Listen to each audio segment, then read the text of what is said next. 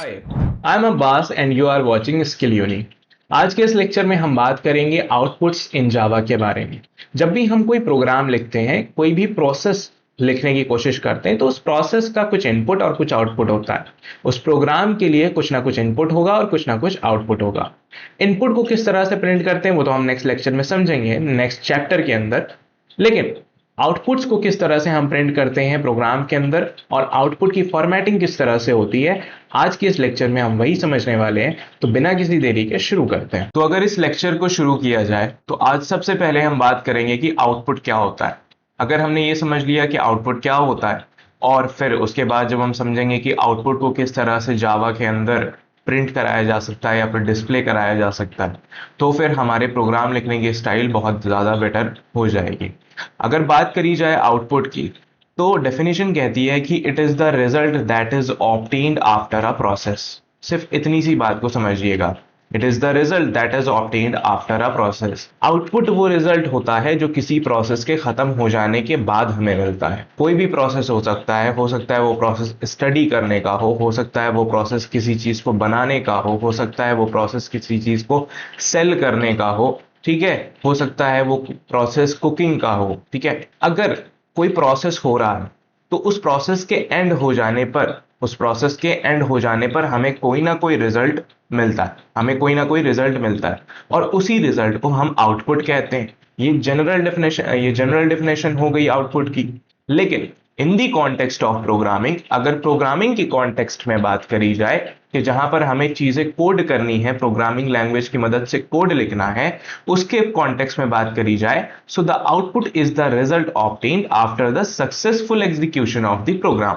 मतलब क्या हुआ? मतलब ये हुआ कि प्रोग्राम का सक्सेसफुल एग्जीक्यूशन, इसका मतलब ये होता है कि जब हमने एक प्रोग्राम लिख दिया, हमने उसे कंपाइल करा दिया, कंपाइल कराने के बाद जब हमने उसे रन कराया, रन कराना ही यहां पर एग्जीक्यूशन कहला रहा है। और अगर वो एग्जीक्यूशन सक्सेसफुल होता है, यानी किसी तरह की कोई एरर नहीं आती है, किसी तरह का कोई हिंडर नहीं आता, उसके बीच में कुछ भी दिक्कत नहीं आती है, प्रॉपरली हमारा प्रोग्राम जो हमने लिखा था वो एग्जीक्यूट हो जाता है, तो फिर हमें इन दी एंड एक रिजल्ट मिलता है जिसे हम आउटपुट कहते हैं, ठीक है।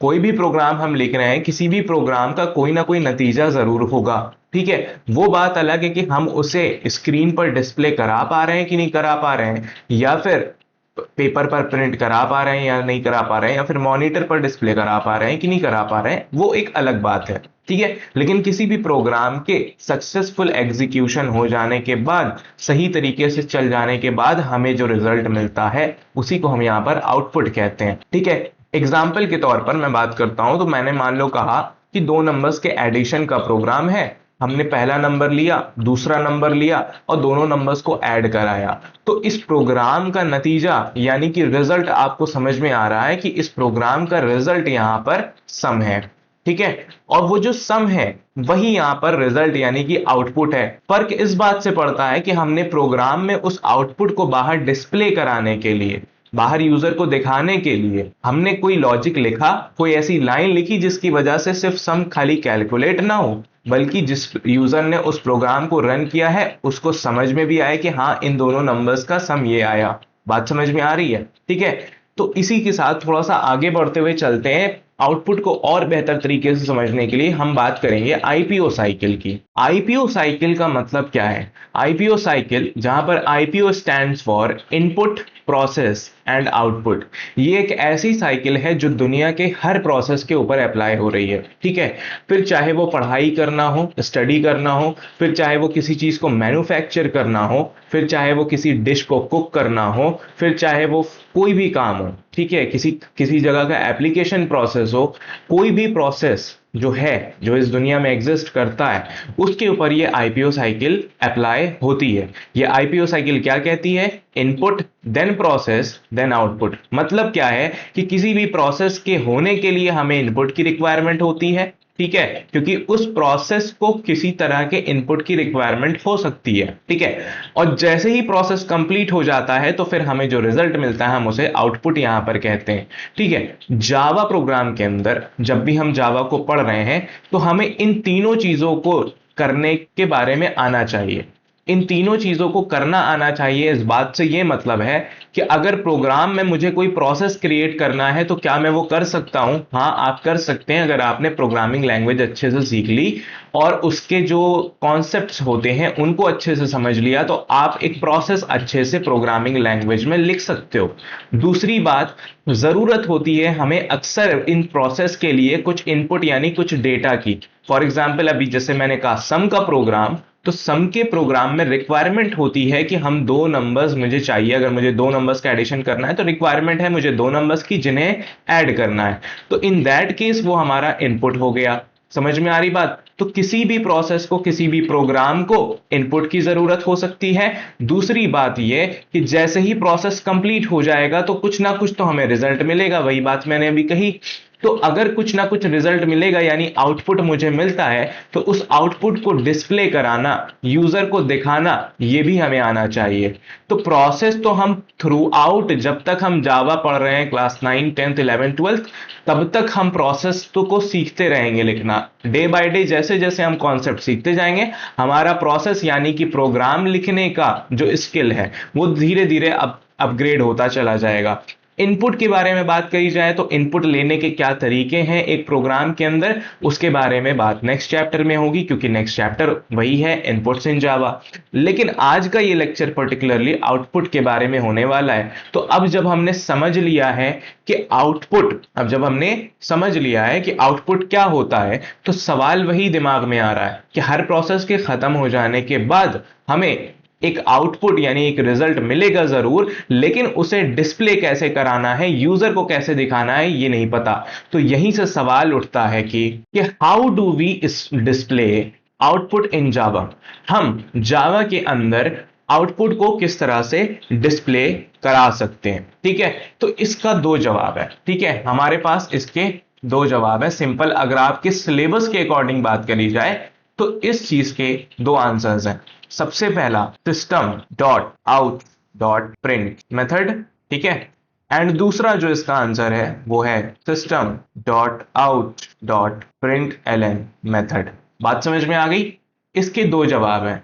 How do we display output in Java, Java में हम आउटपुट को कैसे डिस्प्ले कर सकते हैं, किस तरह से दिखा सकते हैं, तो उसके लिए हमारे पास दो मेथड अवेलेबल हैं जावा के अंदर, प्रिंट और प्रिंट एलन। अभी हम इसके ब्रेकडाउन के बारे में डिटेल में बात करेंगे। ठीक है, तो हमें बात समझ में आ गई कि अगर मुझे जावा के अंदर आउटपुट डिस्प्ले करना है तो मुझे इन दो मेथड्स के बारे में पता होना चाहिए, ये कैसे काम करते हैं इसके बारे में हमें पता होना चाहिए। ठीक है, आपने अभी तक मैंने जितने भी प्रोग्राम्स लिखे इस लाइन को, system dot out dot print ln वाली लाइन को, यानी इस मेथड का इस्तेमाल करते हुए मुझे कई बार देखा होगा, यहां तक कि हर प्रोग्राम में देखा होगा।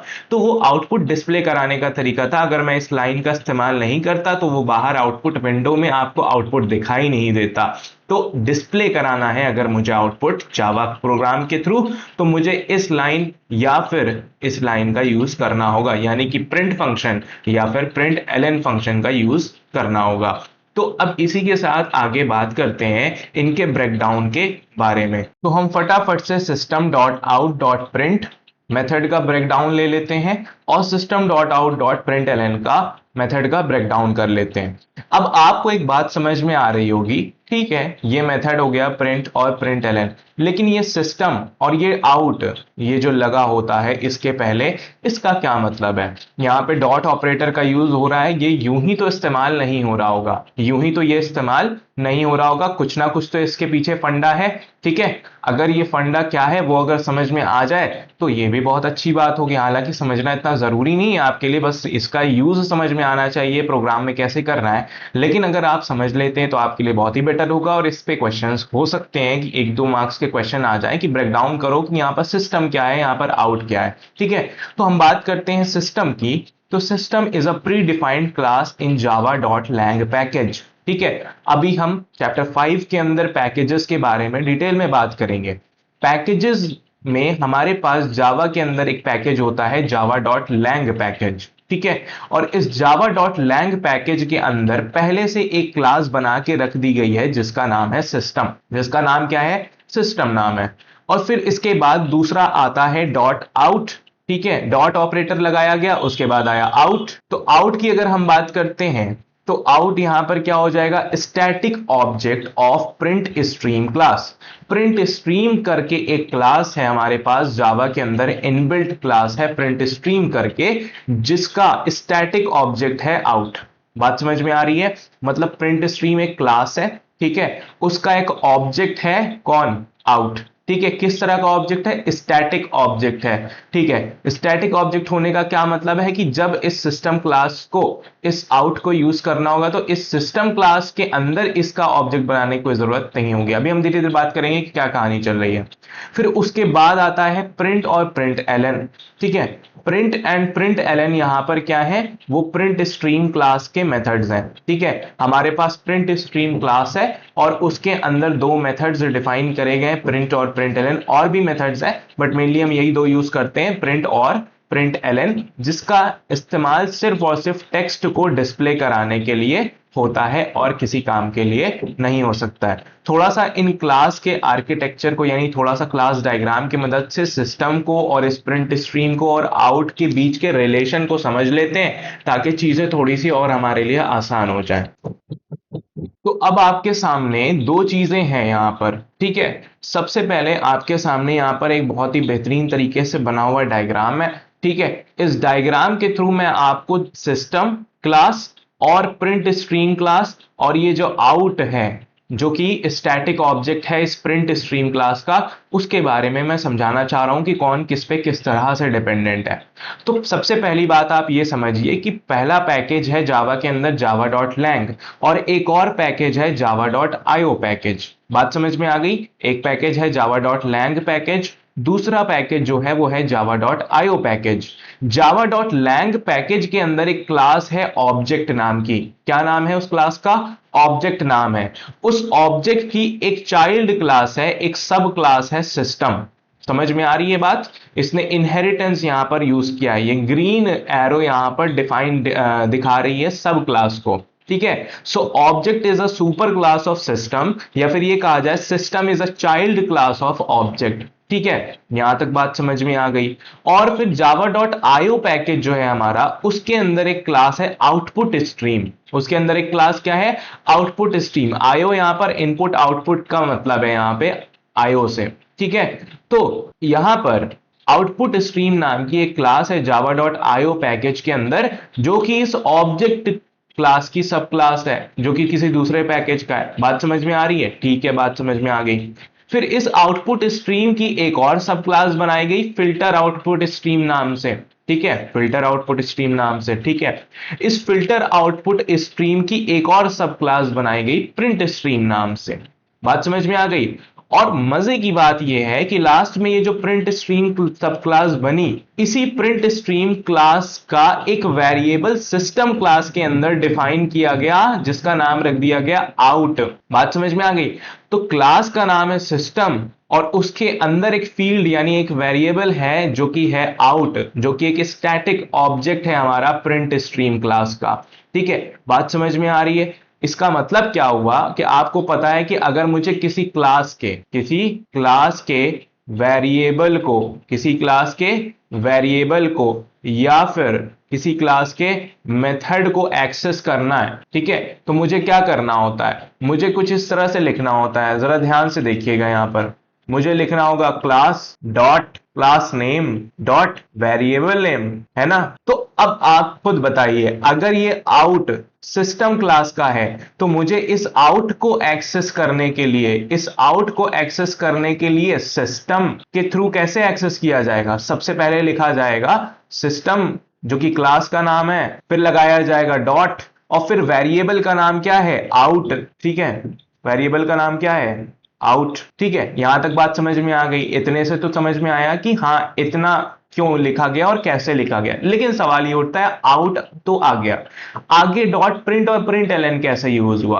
अब इसका सीधा सीधा रीजन ये है कि ये जो आउट वेरिएबल है, जो कि सिस्टम क्लास के अंदर डिफाइन किया गया, डिक्लेयर किया गया, वो इस प्रिंट स्ट्रीम टाइप के क्लास का है। ठीक है, इस आउट का अगर टाइप पूछा जाए यानी डेटा टाइप पूछा जाए तो ये एक रेफरेंस डेटा टाइप है और इसका जो टाइप है वो प्रिंट स्ट्रीम है, या दूसरी भाषा में कहा जाए सिंपल तरीके से, अगर इंस्टेंस ऑफ ऑपरेटर याद हो तो हम ये कह सकते हैं कि out is an instance of print stream class. ठीक है, अगर आउट एक स्टैटिक ऑब्जेक्ट है प्रिंट स्ट्रीम क्लास का, तो प्रिंट स्ट्रीम क्लास के अंदर जो मेथड्स डिफाइन किए गए हैं उनका इस्तेमाल ये आउट कर सकता है। ठीक है, और अभी मैंने ऊपर बताया कि प्रिंट स्ट्रीम क्लास के अंदर एक मेथड है जिसका नाम है प्रिंट और एक और मेथड है जिसका नाम है प्रिंट एलन, वो डिफाइन यहां पर करे गए इस प्रिंट स्ट्रीम में।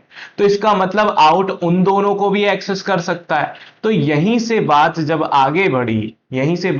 आगे बढ़ी तो फिर हमने इसी सिस्टम में लिखा system dot out dot print. बात समझ में आ गई कि हुआ क्या, कैसे यहां तक पहुंचे हम। सिस्टम हमारे पास क्लास थी, सिस्टम क्लास के अंदर एक वेरिएबल आउट था, तो उसको एक्सेस करने के लिए क्लास नेम डॉट वेरिएबल का नाम। अब क्योंकि आउट एक प्रिंट स्ट्रीम क्लास का इंस्टेंस यहां पर था तो वो उसके मेथड्स को भी एक्सेस कर सकता था, तो that is y dot print मैंने यहां पे लिखा।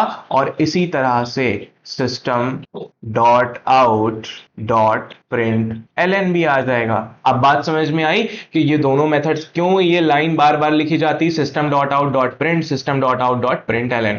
आई होप यहां पे चीजें क्लियर हो गई हैं। अब हम फटाफट से इन दोनों मेथड्स की वर्किंग को समझते हैं, क्योंकि वो नहीं समझा तो आउटपुट डिस्प्ले करने की तमीज तो हमें आने से रही। ठीक है, तो फिर शुरू करते हैं। तो अब हमारे सामने सबसे पहला मेथड है system dot out dot print method. ठीक है, अब ये काम कैसे करता है थोड़ा समझिएगा। मतलब इस प्रिंट मेथड के अंदर अगर मैंने यहां पर कुछ लिख के भेजा प्रिंट करने के लिए, तो वो उसे प्रिंट कैसे करता है वो हमें समझना है, इसके बिहेवियर को समझना है। तो ये कहता है prints output on the same line. ठीक है, प्रिंट होने का मतलब ये है कि अगर कर्सर यहां पर है तो जो भी इसे दिया जाएगा वो यहां पे प्रिंट करेगा, और जब यहां तक प्रिंट कर लेगा तो कर्सर उसी सेम लाइन पे आगे यहां पर रहेगा। Does not move the cursor to the next line. मतलब क्या हुआ कि ये कर्सर को प्रिंट करने के बाद अगले लाइन पर नहीं पहुंचाता, उसे उसी लाइन के एंड पे रखता है। तो आगे जब दोबारा कोई फंक्शन कॉल किया जाएगा तो क्योंकि कर्सर पहले से उसी लाइन पर है तो चीजें उसके आगे प्रिंट होगी। अभी हम एग्जांपल देखेंगे तो समझ में आएगा हमें। देन कहता है next output continues immediately after it. अगर मैंने इस प्रिंट मेथड को यूज किया कुछ चीज प्रिंट करने के लिए, वो चीज प्रिंट हो गई, कर्सर यहां पर है, अगला आउटपुट फौरन इसी के बाद प्रिंट कर दिया जाएगा, नेक्स्ट लाइन में नहीं प्रिंट होगा। इतनी बात समझ में आ रही है system dot out dot print के बारे में। एग्जाम्पल देखते हैं और एग्जाम्पल का ड्राई रन करके देखते हैं अपने से। यहां पर कोड में नहीं देखेंगे, कोड में बाद में, अभी लास्ट में देखेंगे हम एग्जाम्पल्स। फिलहाल अभी हम यहां पर सिर्फ और सिर्फ इनका डायरेक्टली ड्राई रन करके देखते हैं। देखिए, मान लीजिए मेरा कर्सर यहां पर था। ठीक है, अब कर्सर यहां पर था तो इसने यहां से हेलो प्रिंट करना शुरू कर दिया। उसने लिखा HELLO। जैसे ही हेलो उसने लिख दिया तो अब कर्सर यहां पर आ चुका होगा, कर्सर यहां पर आ चुका होगा। बात समझ में आ रही है। तो अब नेक्स्ट लाइन पे जब हम जाएंगे एग्जीक्यूशन के लिए तो वो भी कहता है system dot out dot print. Print क्या कर दो, वर्ल्ड को अब प्रिंट कर दो। तो हमारे लिए प्रिंट करने के लिए मटेरियल क्या है, वर्ल्ड है। अब कर्सर हमारा कहां था, जहां तक अभी हमने आउटपुट प्रिंट किया उसके फौरन बाद था। ठीक है, does not move the cursor to the next line, same line में रहता है। ठीक है, तो अब जो वर्ड है वो इस हेलो से एकदम मिला हुआ प्रिंट करा दिया जाएगा। आई होप थोड़ा सा वर्किंग यहां पे system dot out dot print की समझ में आ गई होगी। तो इस कोड स्निपेट का जो आउटपुट है वो ये आएगा, हेलो वर्ल्ड, जो कि एकदम जुड़ा हुआ लिखा होगा। वजह क्या थी, वजह सिंपल थी कि हमने प्रिंट फंक्शन का यूज किया था, और प्रिंट फंक्शन जो है वो मटेरियल, उसको जो भी दिया जाता है, टेक्स्ट दिया जाता है, वो उसे प्रिंट करने के बाद कर्सर को उसके फौरन आगे ही रखता है।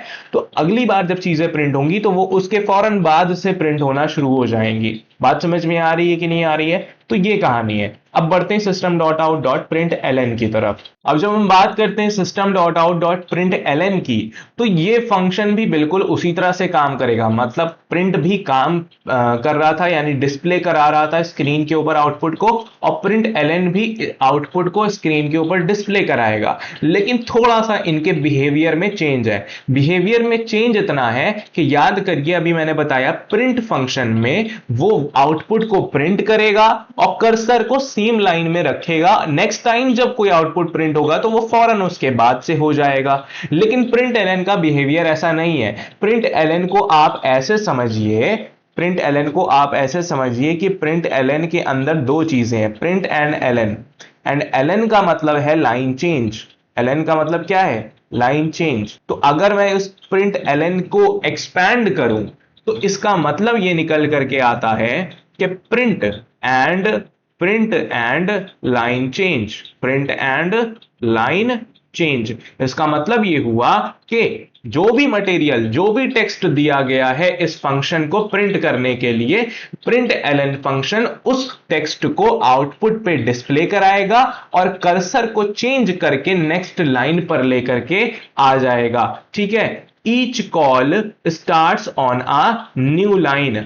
हर कॉल एक नई लाइन पर इसकी शुरू होती, यानी जब भी हम इस प्रिंट एलएन को कॉल करेंगे, ठीक है, तो इसके फौरन बाद जहां पे भी कर्सर होगा वहां पे ये आउटपुट को प्रिंट करेगा, है ना, वहां तक, और फिर खुद का कर्सर नेक्स्ट लाइन पर लेकर के चलाएगा।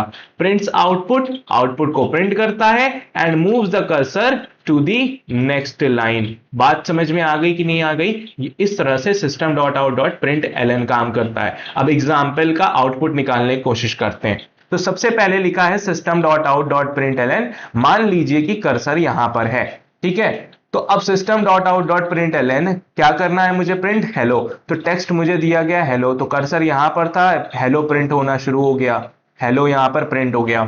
हेलो जैसे ही प्रिंट हुआ तो अब क्योंकि ये फंक्शन प्रिंट नहीं प्रिंट एलएन था, तो ये यहां तक प्रिंट करा देने के बाद जो कर्सर यहां है वो उसे नेक्स्ट लाइन में भेज देगा, यानी वो हेलो के जस्ट नीचे चला आएगा। तो अब नेक्स्ट टाइम जब system dot out dot print ln again से दोबारा से जब कॉल किया जाएगा तो ये वर्ड को प्रिंट कराएगा, लेकिन कर्सर क्योंकि हेलो के नीचे आ चुका है तो इस बार जो वर्ड है वो हेलो के नीचे प्रिंट होगा, ना कि उसके फौरन बाद। क्यों? क्योंकि जो फंक्शन हेलो को प्रिंट कर रहा था वो लाइन चेंज वाला था और उसने हेलो को प्रिंट करने के बाद कर्सर की पोजीशन नेक्स्ट लाइन में पहुंचा दी थी, इसलिए कर्सर क्योंकि यहां पर था तो वर्ड यहां से प्रिंट होना शुरू हुआ। इतनी बात समझ में आ गई कि नहीं आ गई? तो ये रहा हमारे इस कोड स्निपेट का आउटपुट। अब जबकि हमने आउटपुट के बारे में समझ लिया कि आउटपुट होता क्या है, हमने ये भी समझ लिया कि आउटपुट को जावा के थ्रू किस तरह से डिस्प्ले कराते हैं। उसके लिए हमारे पास दो मेथड्स मौजूद हैं, प्रिंट और प्रिंट एलएन, जिन्हें लिखने का स्टाइल है system dot out dot print या फिर system dot out dot print ln. इतना हमने समझ लिया। और प्रिंट किस तरह से काम करता है, प्रिंट एलएन किस तरह से काम करता है, ये भी हमने समझ लिया, जिससे हमें दोनों के बीच का डिफरेंस भी क्लियरली नजर आ रहा है। अब ये सारी चीजें ठीक है, लेकिन कुछ खास बातें हैं जब हम आउटपुट को फॉर्मेट करने की बात करते हैं। Formatting output in Java. जावा के अंदर हम आउटपुट को फॉर्मेट जब करते हैं, फॉर्मेटिंग का मतलब क्या है कि हम आउटपुट को कितनी खूबसूरती के साथ, कितनी क्लीनलीनेस के साथ प्रिंट करा पा रहे हैं, वही हमारी फॉर्मेटिंग है। और उसके लिए हमें कुछ चीजें पता होनी चाहिए। तो फॉर्मेटिंग के लिए एक तो नॉर्मल जब हम आउटपुट डिस्प्ले करा रहे हैं वो एक अलग अंदाज था, ठीक है। फॉर एग्जाम्पल मैंने प्रिंट कराया a प्लस बी, है ना, तो a और b में जो भी नंबर था वो ऐड होकर के डायरेक्टली प्रिंट हो जा रहा होगा। मान लो 7 आ गया सम, ठीक है। लेकिन वही मैं लिखता कि प्रिंट करो sum is equal to a plus b, यहां पे प्लस लगा करके, और इस तरह से, तो प्रिंट क्या होता? Sum is equal to 7 print होता। बात समझ में आ रही है? तो सम इज इक्वल टू 7 का प्रिंट होना और सिर्फ 7 के प्रिंट होने में जमीन आसमान का फर्क है। Sum is equal to 7 clearly हमें एक फॉर्मेटेड आउटपुट दिख रहा है, क्योंकि यहां पे चीजें ज्यादा क्लियर है, ठीक है। और जब भी आप जावा प्रोग्राम के अंदर आउटपुट लिखोगे, डिस्प्ले कराओगे, तो आपको दिमाग में ये बात रखनी है कि आउटपुट क्लियर एंड लाउड होना चाहिए, सब कुछ क्लियरली समझ में आना चाहिए। ऐसा नहीं होना चाहिए कि आउटपुट तो आ रहा है लेकिन उसके पीछे की बात नहीं समझ में आ रही है, क्योंकि उसके पीछे की जो बात है वो उसी को समझ में आएगी जिसने प्रोग्राम लिखा, ठीक है। लेकिन आउटपुट को आपको इस चीज को ध्यान में रखते हुए बनाना है कि एक रियल वर्ल्ड एप्लीकेशन है जहां पे एक बंदा बस उसका इस्तेमाल कर रहा है, उसे पीछे की बात से कोई लेना देना नहीं है। उसने 2 नंबर्स दिए, उसे सम चाहिए तो लिख के आना चाहिए कि सम इज इक्वल टू 7, ना कि 7, बात समझ में आ रही है? उसे पीछे के लॉजिक से कोई मतलब नहीं है। तो यहाँ पे दो चीजें हैं, अगर हम उन्हें समझ लें तो हमारी फॉर्मेटिंग काफी बेहतर हो सकती है। सबसे पहला यूजिंग एस्केप सीक्वेंसेस और दूसरा है कॉन्कैटिनेशन। एक एक करके इनके बारे में बात करते हैं। अगर हम बात करते हैं एस्केप सीक्वेंसेस की, तो एस्केप सीक्वेंसेस में वी नो दैट कि हमने एस्केप सीक्वेंसेस के बारे में पढ़ा था जो कि बैकवर्ड स्लैश से शुरू होते थे। हमने बैकवर्ड स्लैश बनाया और एन लिख दिया तो ये लाइन चेंज का एस्केप सीक्वेंस होता है। हमने बैकवर्ड स्लैश बनाया और टी लिख दिया, ये टैब स्पेस का एस्केप सीक्वेंस होता है। ठीक है, इसी तरह से और भी आपने पढ़े थे कि बैकवर्ड स्लैश, ठीक है, कि भैया अगर मुझे वाकई में कहीं पर बैकवर्ड स्लैश यूज करने की जरूरत पड़ गई तो वो तो बैकवर्ड स्लैश को तो एस्केप सीक्वेंस समझेगा, तो उसके लिए दो बैकवर्ड स्लैश लगाने होंगे तो एक बैकवर्ड स्लैश यहां से प्रिंट हो जाएगा। ऐसे बहुत सारे हमने एस्केप सीक्वेंसेस के बारे में एस्केप सीक्वेंस के लेक्चर में देखा था, चैप्टर 3 डेटा टाइप्स के वैल्यूज एंड डेटा टाइप्स के अंदर। ठीक है, तो अब इन एस्केप सीक्वेंसेस की जादू को हम यहाँ पे समझने की कोशिश करते हैं तो हमें बात ज्यादा क्लियर होगी। इसके लिए हम फौरन चलते हैं कोड स्क्रीन के ऊपर और ब्लूजे खोलते हैं, और ब्लूजे पे हम जब कोड करते हुए इनको देखेंगे तो हमें ज्यादा बेहतर तरीके से फॉर्मेटिंग के बारे में समझ में आएगा। तो अब हम आ चुके हैं अपनी ब्लूजे स्क्रीन के ऊपर और फटाफट से हम एक नई क्लास यहां पर बना लेते हैं और इस क्लास का नाम हम यहां पर दे देते हैं आउटपुट फॉर्मेटिंग। ठीक है, और ओके हमने क्लिक कर दिया। आउटपुट फॉर्मेटिंग की क्लास को मैंने यहाँ पे अलाइन कर दिया, पुराने कोड को यहां से रिमूव कर दिया और फिर फटाफट से हम अपनी पब्लिक क्लास बना लेते हैं। पब्लिक क्लास आउटपुट फॉर्मेटिंग, उसके बाद public static void main string arcs. उसके बाद अब हम अपना मेन काम शुरू करते हैं।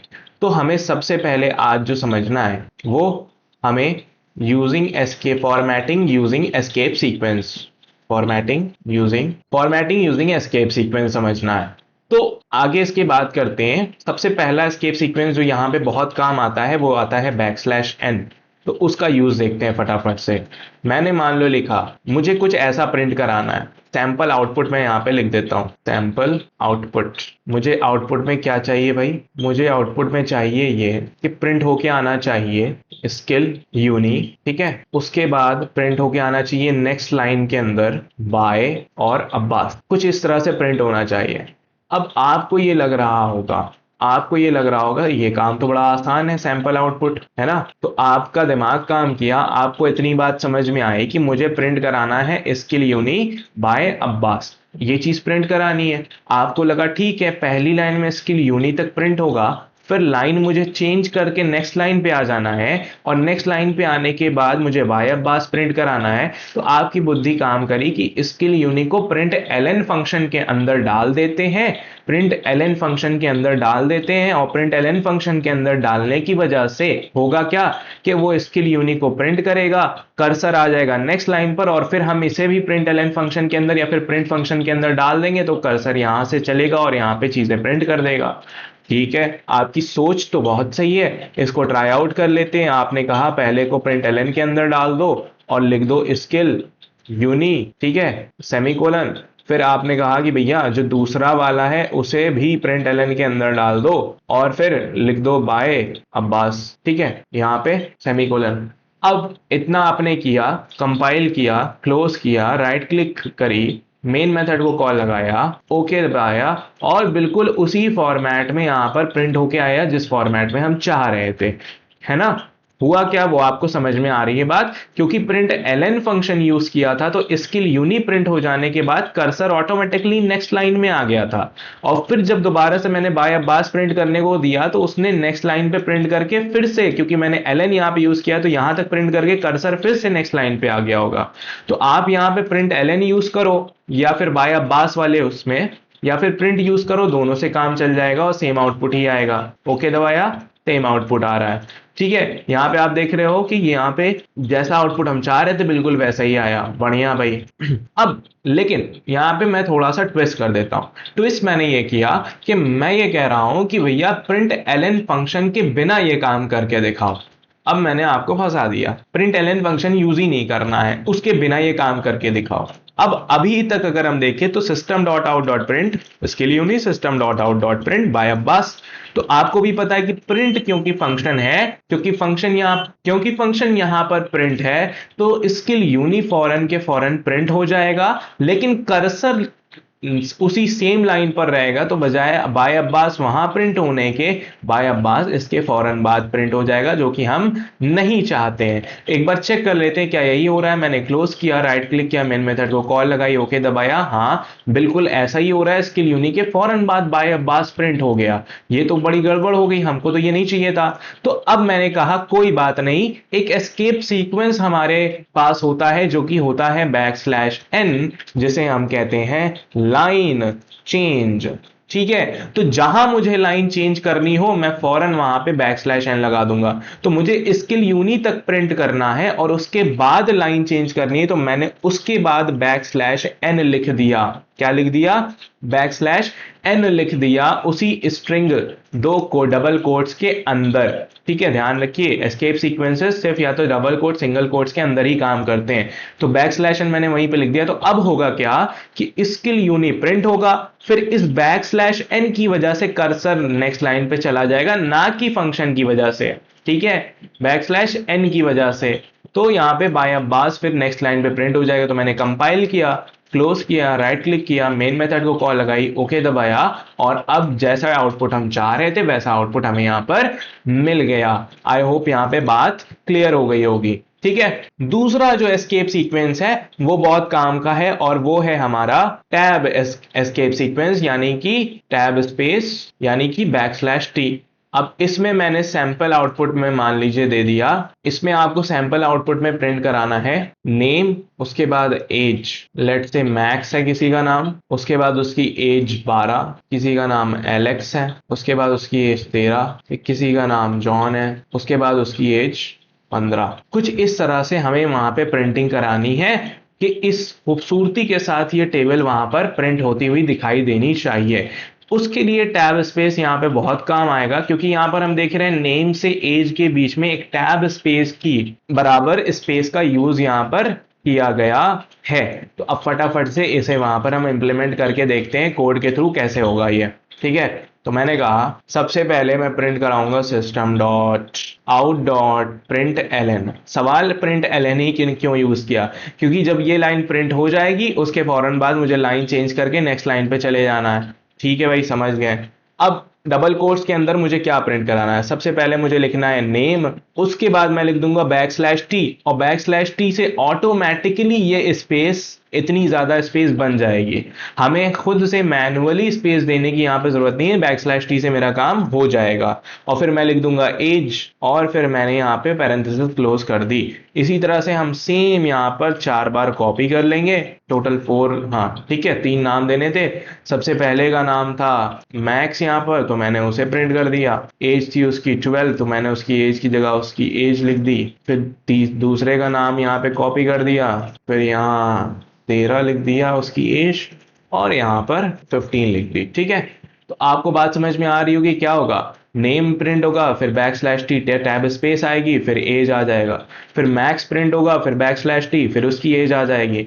फिर लड़के का नाम एलेक्स प्रिंट होगा, फिर उसकी एज आ जाएगी। फिर जॉन प्रिंट होगा, फिर उसकी एज आ जाएगी। और बीच में टैब स्पेस की वजह से ये प्रॉपर, ये जो यहाँ पे खूबसूरत सी फॉर्मेटिंग हमें दिख रही है वो दिखाई देगी। तो हमने कंपाइल किया, क्लोज किया, राइट क्लिक किया, मेन मेथड को कॉल लगाई, ओके दबाया, और बिल्कुल वही हो रहा है। लेकिन थोड़ा सा यहाँ पे आपको अजीब लग रहा होगा, तो मैं उसे सही कर देता हूँ। यहाँ पे हुआ क्या कि मैंने यहाँ पे प्रिंट ln यूज किया था बाय अब्बास, तो मैं बाय अब्बास के बाद भी \n लगा देता हूँ ताकि वो लाइन चेंज हो जाए। तो कंपाइल किया, क्लोज किया, और अब राइट क्लिक किया, मेन मेथड को कॉल लगाई, ओके दबाया। अब आप देख पा रहे हैं कि यहाँ पर जिस तरह की फॉर्मेटिंग हम चाहते थे बिल्कुल उसी तरह की फॉर्मेटिंग यहाँ पर हमें देखने को मिल रही है। तो आई होप आपको यहाँ पे समझ में आया होगा कि एस्केप सीक्वेंसेस की मदद से आप किस तरह से अपने आउटपुट को फॉर्मेट कर सकते हो, खूबसूरत तरीके से प्रेजेंट कर सकते हो। Now the next thing is, अब जो हमारी अगली चीज है वो है कॉन्कैटेनेशन। अब कॉन्कैटेनेशन के बारे में समझते हैं कि कॉन्कैटेनेशन एक्चुअल में होता क्या है। कॉन्कैटिनेशन के बारे में अगर कहा जाए तो कॉन्कैटिनेशन कुछ नहीं, बस एक धोखा है। धोखा किस तरह का? इसे हम कहते हैं addition of string, addition of strings. ठीक है, मतलब क्या है? आपको याद होगा कि हमने एक ऑपरेटर पढ़ा था प्लस, यानी अरिथमेटिक ऑपरेटर था जो कि था प्लस, और अरिथमेटिक ऑपरेटर्स हम नंबर पर लगाते हैं मैथमेटिकल कैलकुलेशन के लिए। लेकिन इस प्लस ऑपरेटर का एक अजीब सा बिहेवियर और है जावा के अंदर। वो ये है कि जब मैंने यहां पर लिखा 2+3, तब तो मुझे रिजल्ट में क्या मिल गया? 5 मिल गया। बात समझ में आ रही है? तब मुझे क्या मिल गया रिजल्ट में? 5 मिल गया। लेकिन जैसे ही मैंने 2 को डाल दिया डबल कोट्स के अंदर और 3 को भी डाल दिया डबल कोट्स के अंदर, तो अभी तक ये इंटीजर थे, अभी तक ये इंटीजर थे। नाउ अब ये एक str यानी कि स्ट्रिंग के फॉर्म में है। ठीक है, और जब दो स्ट्रिंग के ऊपर, दो स्ट्रिंग डेटा टाइप के ऊपर प्लस यानी एडिशन ऑपरेटर यूज किया जाता है, तब वो एडिशन ऑपरेटर के तौर पर काम नहीं करता, तब वो काम करता है कॉन्कैटिनेशन ऑपरेटर की तरह। और कॉन्कैटिनेशन का मतलब होता है कि बस जहां पे पहली स्ट्रिंग खत्म हुई उसके फौरन बाद से दूसरी वाली जोड़ दो, उसके आगे लगा दो, फिर और है तो उसके आगे तीसरी लगा दो, और है तो फिर चौथी लगा दो। तो अब जो रिजल्ट हमारा 5 आ रहा था वो 5 नहीं आएगा, वो आएगा 23, और वो भी एक स्ट्रिंग होगा, वो भी एक स्ट्रिंग होगा। यहां तक बात समझ में आ गई कि नहीं आ गई? बढ़िया। तो इस तरीके से कॉन्कैटिनेशन काम करता है। एक और एग्जांपल देख लेते हैं। मैंने मान लो लिखा हाय, और फिर मैंने प्लस ऑपरेटर यानी कॉन्कैटिनेशन ऑपरेटर या फिर एडिशन बोल लीजिए वो यूज किया, फिर मैंने लिखा बाय। तो अब मुझे रिजल्ट में क्या मिल जाएगा? मुझे रिजल्ट में हाय और बाय को मैंने ऐड किया। इसका मतलब ये नहीं कि ये कुछ उस तरह से मैथमेटिकल एडिशन होगा, नहीं, ये कॉन्कैट कर दिए जाएंगे, एक दूसरे के साथ जोड़ दिए जाएंगे। पहले के लास्ट से दूसरे की शुरुआत को जोड़ दिया जाएगा और एक नई स्ट्रिंग बन जाएगी हाय बाय नाम की। बात समझ में आ गई कि नहीं आ गई? इस तरह से कॉन्कैटिनेशन यूज करता है, काम करता है। और अब फटाफट से समझते हैं कि ये किस तरह से वहां पे काम करेगा, यानी कि आउटपुट की फॉर्मेटिंग में। तो चलते हैं एडिटर की तरफ। तो हम लोग ब्लूजे स्क्रीन पर आ चुके हैं। मैंने आउटपुट फॉर्मेटिंग की क्लास को यहां पर ओपन कर लिया है, और अब हम लोग करने वाले हैं फॉर्मेटिंग यूजिंग कॉन्कैटिनेशन। और ये काम आपने मुझे बहुत बार करते हुए देखा होगा, लेकिन उस वक्त चीजें समझ में नहीं आई होंगी, और तब मैंने कहा भी था कि अभी दिमाग पे जोर डालने की जरूरत नहीं है, अभी समझिए। और अब वो वह टाइम आ गया कि आपको अब समझना होगा। तो अब मैं यहां पर मान लो कि मुझे सैंपल आउटपुट में प्रिंट कराना है, सैंपल आउटपुट में मुझे प्रिंट कराना है, दो नंबर्स मुझे दिए जाएंगे, तो मुझे वहां प्रिंट होना चाहिए a = 5, लेट से पहला नंबर होगा, और फिर प्रिंट होना चाहिए b = 6। ठीक है, या फिर ये नहीं, और अच्छे से प्रिंट होना चाहिए, लिखा होना चाहिए नंबर 1 = 5, फिर लिखा होना चाहिए नंबर 2 = 6, फिर लिखा होना चाहिए product of 5 and 6 is 30। Okay, 30 print होना चाहिए। तो ये चीज मुझे सैंपल आउटपुट में चाहिए। तो प्रोग्राम भी आपको समझ में आ रहा होगा कि प्रोग्राम मुझे क्या करना है। प्रोग्राम में मुझे दो नंबर्स लेने हैं, दो नंबर्स का इनपुट लेना है। यहाँ पे अभी हम लोग ने इनपुट वो वाला सीखा नहीं है, बट हम नॉर्मल इनिशियलाइज कर देंगे, और उसके बाद फिर प्रोडक्ट कैलकुलेट करा के प्रिंट कराना है। तो फटाफट से प्रोग्राम की शुरुआत कर लेते हैं। अब हमने लिखा यहाँ पर int a यानी num1 ले लेते हैं, num1 = 5, और कॉमा लगा करके यहीं पे लिख लेते हैं num2 = 6। जी हाँ, ये पॉसिबल है, आप हैरान नहीं होइए।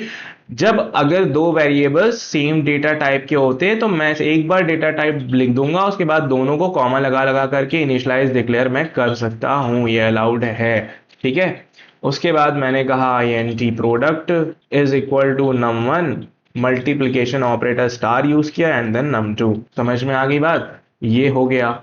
तो अब होगा क्या, num1 5 है, num2 6 है, 5 × 6 किया जाएगा, देन असाइनमेंट ऑपरेटर काम करेगा, तो 30 प्रोडक्ट में असाइन हो जाएगा। तो प्रोडक्ट में वैल्यू आ चुकी है 30, num1 में 5 है और num2 में 6 है। अब हम आउटपुट फॉर्मेटिंग करते हैं इसकी, यानी अब प्रोसेस हुआ, आउटपुट मुझे मिल गया, अब मुझे उस आउटपुट को डिस्प्ले कराना अच्छे तरीके से। तो मैंने लिखा system.out.println, क्योंकि लाइन मुझे चेंज करनी है, तीनों अलग अलग लाइन पे प्रिंट कराना है। तो मैंने सबसे पहले लिखा, अब देखिए क्या है, नंबर 1 = इतनी चीज जो है वो कांस्टेंट है, इतनी चीज क्या होगी, कांस्टेंट होगी, चेंज होगा सिर्फ और सिर्फ ये नंबर, अगर मैंने यहाँ पे चेंज कर दिया तो इतनी चीज मैं स्ट्रिंग के अंदर लिख दूंगा, ठीक है। नंबर 1 इज इक्वल टू, और फिर मैंने इसे स्ट्रिंग के अंदर डाल दिया, फिर मैंने आगे लगाया प्लस, और फिर मैंने लिख दिया num1। अब होगा क्या इससे आप समझिएगा, ये एक स्ट्रिंग था नंबर 1 इज इक्वल टू, फिर num1 एक इंटीजर था 5, तो एक स्ट्रिंग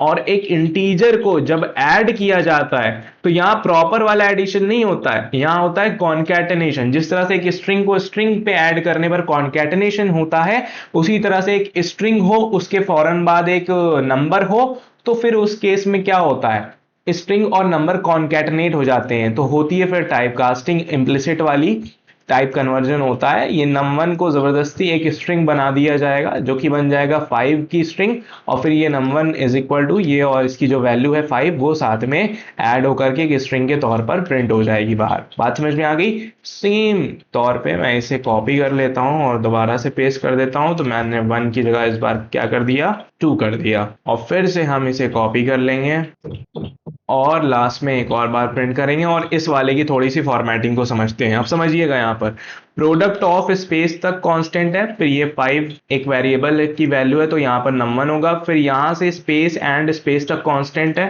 तो यहाँ पर एक स्ट्रिंग बनाई जाएगी, फिर से num2 लिखा जाएगा, फिर यहां से स्पेस इज स्पेस तक कांस्टेंट है, फिर 30 एक वेरिएबल प्रोडक्ट में है।